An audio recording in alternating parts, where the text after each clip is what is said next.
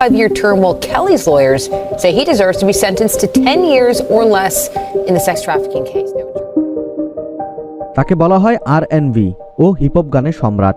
সঙ্গীতে এই দুটি ঘটনায় অসামান্য সাফল্য অর্জন করেছেন তিনি। বিশ্বজুড়ে অসংখ্য ভক্ত, শতাধিক পুরস্কার সব দুহাতে কুড়িয়েছেন, কিন্তু যৌন নির্যাতনের অভিযোগে সব ধূলিসাৎ হয়ে গেল। বলছি বিখ্যাত মার্কিন গায়ক, গীতিকার ও রেকর্ড প্রযোজক রবার্ট সিলভেস্টারের কথা, যিনি সবার কাছে আর কেলি নামেই পরিচিত। জনপ্রিয় এই শিল্পীকে 30 বছরের কারাদণ্ড দিয়েছে যুক্তরাষ্ট্রের ব্রুকলিনের একটি আদালত। কেলির বিরুদ্ধে নারী ও শিশু নির্যাতনের অভিযোগ প্রমাণিত হয় গত বুধবার কারাদণ্ডের আদেশ দেয় আদালত।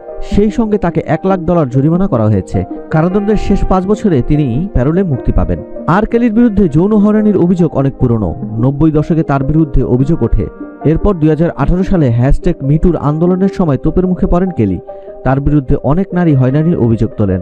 অবশেষে সেসব অভিযোগ প্রমাণিত হয়েছে। রায় দেওয়ার সময় কেলির নির্যাতনের শিকার অনেকেই আদালতে উপস্থিত ছিলেন। গত বছরের সেপ্টেম্বরে নিউ ইয়র্ক সিটি আদালতের বিচারক যৌন দাসত্বের উদ্দেশ্যে পাচার ও প্রতারণার অভিযোগে গায়ককে দোষী সাব্যস্ত করেন। তার বিরুদ্ধে আনা 9টি অভিযোগের সবকটিই এখন প্রমাণিত হয়। রায় ঘোষণার পর কেলি আদালতে কোনো মন্তব্য দেননি। তবে তার আইনজীবী জানিয়েছেন তারা রায়ের বিরুদ্ধে আপিল করবেন। উল্লেখ্য, 1989 সালে AGM ব্র্যান্ডের সদস্য থাকাকালীন পরিচিতি পান কেলি। এরপর ব্র্যান্ডটি ভেঙে যায়। তিনি নিজের একক ক্যারিয়ার শুরু করেন। 1992 সালে বর্ন ইনটু দ্য নাইটিজিন নামে প্রথম অ্যালবাম মুক্তি দেন কেলি। এ পর্যন্ত তিনি 14টি অ্যালবাম প্রকাশ করেছেন।